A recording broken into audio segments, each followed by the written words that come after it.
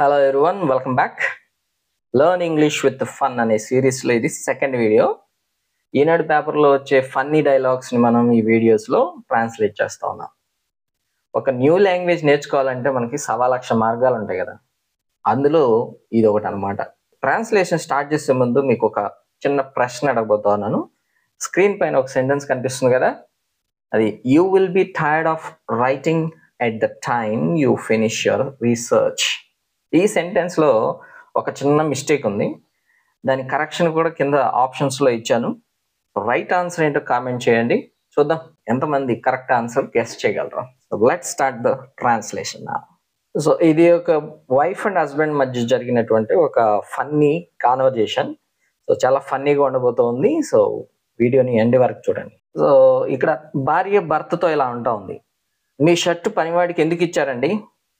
ఇది క్వశ్చన్ కదా, so question కాబట్టి ఇంగ్లీష్లో కూడా క్వశ్చన్ లానే రాయాలి.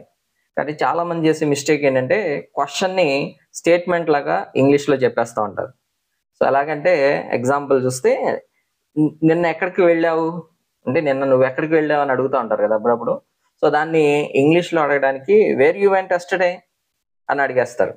సో ఇది స్టేట్మెంట్ లాగా, అంటే ఎక్స్ప్రెషన్లో క్వశ్చన్ చూపిస్తారు కానీ ఒక స్ట్రక్చర్లో క్వశ్చన్ ఫామ్ని రాయలేకపోతారు చాలా మంది కూడా.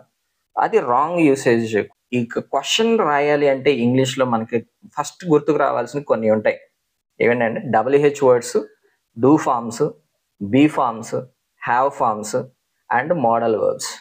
వీటన్నింటిలో ఏదో ఒకటి ఉపయోగించి లేదంటే మిక్స్ చేసి క్వశ్చన్ రాయాల్సి ఉంటుంది. ఓకే, సో ఇలా క్వశ్చన్ ఎలా తయారు చేయాలి యాక్యురేట్గా, కరెక్ట్గా అంటే కరెక్ట్గా ఇంగ్లీష్లో క్వశ్చన్ మేకింగ్ ఎలా చేయాలి అనేది తెలుసుకోవాలనుకుంటే ఎస్ అని కామెంట్ చేయండి. సో ఈ క్వశ్చన్ తయారు చేయడం మీద కంప్లీట్ డెడికేటెడ్ వీడియోని తయారు చేయడానికి ట్రై చేస్తాను. మనకి ఇంగ్లీష్లో క్వశ్చన్ రాయాల్సి వచ్చినప్పుడు అందులో WH వర్డ్ కనుక రాయాల్సి వస్తే ఆ క్వశ్చన్ని WH వర్డ్తోనే స్టార్ట్ చేయాల్సి ఉంటుంది.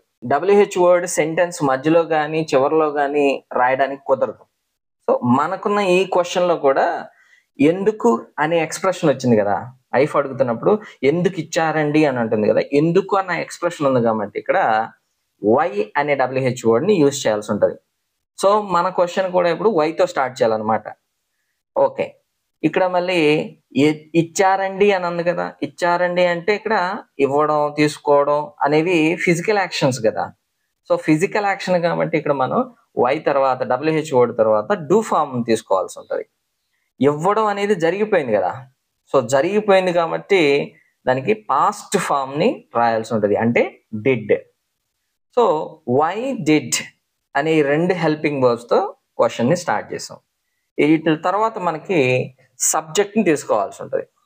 సబ్జెక్ట్ అంటే ఏం లేదు, చేసినటువంటి పని ఎవరైతే ఉన్నారో వాళ్ళని సబ్జెక్ట్ అంటాం, అంటే డూయర్ అని అర్థం సింపుల్గా. ఇక్కడ పని చేసింది ఎవరు? హస్బెండ్. హస్బెండ్ నేమ్ తెలియదు కదా, సో నేమ్కు బదులుగా ఏం వాడతాం? ప్రనౌన్ వాడతాం. సో మన ఎదురుగా ఉన్న పర్సన్తో మనం మాట్లాడేటప్పుడు అతన్ని యు అని సంబోధిస్తాం, అది అతనైనా ఆమె అయినా. సో ఇక్కడ మన సబ్జెక్ట్ ఎవరవుతున్నారు అప్పుడు? యు అనే సబ్జెక్ట్ అవుతుంది. సో ఇప్పుడు మనం ఫస్ట్ నుంచి రాస్తే వై డిడ్ యూ అనేది క్వశ్చన్ స్టార్టింగ్. ఓకే, ఇప్పుడు జరిగిన పని రాయాలన్నమాట, అంటే వర్బ్ రాయాలి. ఇక్కడ ఈ సెంటెన్స్లో వర్బ్ ఏంటి? ఇచ్చిన డిస్కషన్లో ఈ డైలాగ్లో వర్బ్ ఏంటి? ఇచ్చారండి అంది. ఇచ్చారండి అంటే ఇవ్వడం అనమాట. ఇవ్వడం అనేది ఇక్కడ వర్బ్. సో ఇవ్వడాన్ని ఇంగ్లీష్లో ఏమంటాం? గివ్ అంటాం. సో ఇక్కడ మీకు క్వశ్చన్ కంపల్సరీగా గుర్తుపెట్టుకోవాలి. డూ ఫార్మ్స్ ఎప్పుడైనా వాడాము అంటే ఆ డూ ఫార్మ్స్ తర్వాత మనకు వచ్చేటటువంటి వర్బ్ ఓన్లీ V1 మాత్రమే యూజ్ చేయాల్సి ఉంటుంది, అంటే first form of the verb మాత్రమే యూజ్ చేయాల్సి ఉంటుంది. అంటే ఇక్కడ ఇప్పుడు ఏం రాయాలి? వై డిడ్ యూ గివ్ అని చెప్పాలన్నమాట. ఏమిచ్చాడు? మీ షర్ట్. అంటే ఇక్కడ మీ షర్ట్ అంటే యువర్ షర్ట్ అని అర్థం. ఎవరికి ఇచ్చాడు? ఎవరికి ఇచ్చాడు అనేది ఆబ్జెక్ట్, అంటే రిసీవర్. ఆబ్జెక్ట్ అంటే ఏం లేదు, రిసీవర్. ఇక్కడ రిసీవర్ ఎవరు? పనివాడు. అంటే ఇంగ్లీష్లో ఇక్కడ మనం వర్కర్ అనొచ్చు, లేదంటే సర్వెంట్ అని కూడా అనొచ్చు. పనివాడికి అని ఉంది కాబట్టి టు ద సర్వెంట్ లేదా టు ద వర్కర్ అని రాయాలి. సో ఫైనల్గా ఈ డైలాగ్ మొత్తాన్ని కంప్లీట్గా రాస్తే why did you give your shirt to the worker or servant అని రాయాలి. So finally finishes with question mark. So ఈ క్వశ్చన్ అంతట్లో ఏ స్ట్రక్చర్లో రాసామంటే WH word plus do form plus subject plus V1 plus object అనేటటువంటి ఈ స్ట్రక్చర్లో ఈ క్వశ్చన్ని ఫ్రేమ్ చేసాం. మాకు ఇలా కరెక్ట్గా ఇంగ్లీష్లో క్వశ్చన్ మేకింగ్ రావట్లేదు అనుకునే వాళ్ళు కామెంట్ సెక్షన్లో తెలియజేయండి. ఇన్ డీటెయిల్ వీడియో ఈ క్వశ్చన్ మేకింగ్ మీద చేయడానికి నేను ట్రై చేస్తాను. ఓకే, ఇప్పుడు హస్బెండ్ రియాక్షన్ ఎలా ఉంది? ఈ హస్బెండ్ డైలాగ్ చూస్తే ఈ హస్బెండ్ కొంచెం ధైర్యం ఎక్కువలాగానే ఉంది. సో భార్యకే తిరిగి ప్రశ్నించగలుగుతున్నాడంటే మనడు గట్టోడే. హస్బెండ్ ఏమన్నాడు? ఏం ఇస్తే తప్పేంటి అని అన్నాడు. ఏం అంటే ఇక్కడ వాట్ అని. ఏం అంటే వాట్. ఇస్తే అంటే ఇఫ్ గివెన్. తప్పేంటి అంటే వాట్స్ రాంగ్ అంటే వాట్ ఈజ్ రాంగ్ అని అర్థం. దానికి కాంట్రాస్ట్ ఫామ్ వాట్ అపాస్ట్రఫీ ఎస్తో రాస్తాం, వాట్స్ రాంగ్. సో ఇక్కడ మీకు ఇది రాస్తే ఆర్డర్లో ఇది మొత్తాన్ని రాస్తే what's wrong if given, what's wrong if given అని హస్బెండ్ వైఫ్ని అడిగాడు అనమాట. సో వైఫ్ రియాక్షన్ ఏంటంటే మీరు ఇచ్చిన షర్టు వాడు వేసుకున్నాడు. ఇది స్టేట్మెంట్. ఓకే, ఇది ఒక స్టేట్మెంట్, ఇందులో క్వశ్చన్ ఏం లేదు. సో స్టేట్మెంట్ కాబట్టి subject plus verb plus object అనే స్ట్రక్చర్లో ఇది రాయాల్సి ఉంటుంది. ఇక్కడ ఇచ్చిన సెంటెన్స్లో పనిచేసింది ఎవరు? అతను. ఓకే, అంటే వాడు అని వాడారు అక్కడ వర్డ్, సో అతను అవుతాడు ఇక్కడ. సో సబ్జెక్ట్ ఏమవుతుంది? హీ, మాస్కులైన్ కాబట్టి హీ. సో ఏం చేశాడు? వేసుకున్నాడు. ఆల్రెడీ జరిగిపోయింది కాబట్టి పాస్ట్ టెన్స్లో రాయాలి మనం. ఓకే, వేసుకోవడం అనేది జరిగిపోయింది కాబట్టి ఇక్కడ మనం పాస్ట్ టెన్స్లో రాయాలి. ఇక్కడ వేసుకోవడం అంటే ఏం లేదు, ధరించడం అని అర్థం. సో ధరించడాన్ని ఇంగ్లీష్లో ఏమంటాం మనం? వేర్ అంటాం. సో వేర్ పాస్ట్ టెన్స్ ఏంటి? Wore. Wear, wore, worn. V3 వచ్చేసరికి ఓర్న్ అంటారు. Okay, he or. ఓకే, ఏం వేసుకున్నాడు? Shirt. He wore the shirt. ఏ షర్ట్ కూడా చెప్పింది కదా, అది కూడా రాయాలి మనం. మీరిచ్చిన షర్ట్ అన్నాడు ఇక్కడ, అంటే మీరిచ్చిన షర్ట్ వేసుకున్నాడు అంటుంది ఆవిడ. అంటే యూ గేవ్ హిమ్ అంటే మీరు ఇచ్చారు అంటే ఎవరికొకరికి ఇచ్చాడు కదా, అతనికి ఇచ్చిందనే కదా అర్థం. సో యూ గేవ్ హిమ్ అంటే ఇక్కడ షర్ట్ ఆల్రెడీ రాసేసాం కదా, మళ్ళీ రాయాల్సిన పని లేదు. సో టోటల్ గా he wore the shirt you gave him. So wife ఇంకా డైలాగ్ ని కంటిన్యూ చేసింది, అదే డైలాగ్ ని. ఎలా అంటే అది గమనించక నేను వెనకే వెళ్ళి అని ఇక్కడ పాజ్ ఇచ్చింది. ఇక్కడ పాజ్ ఇవ్వడం అంటే ఇక్కడ డౌట్ క్రియేట్ అయిపోయింది అనమాట. సో ఇది అది గమనించక అంటే అన్నోటిసింగ్ దట్.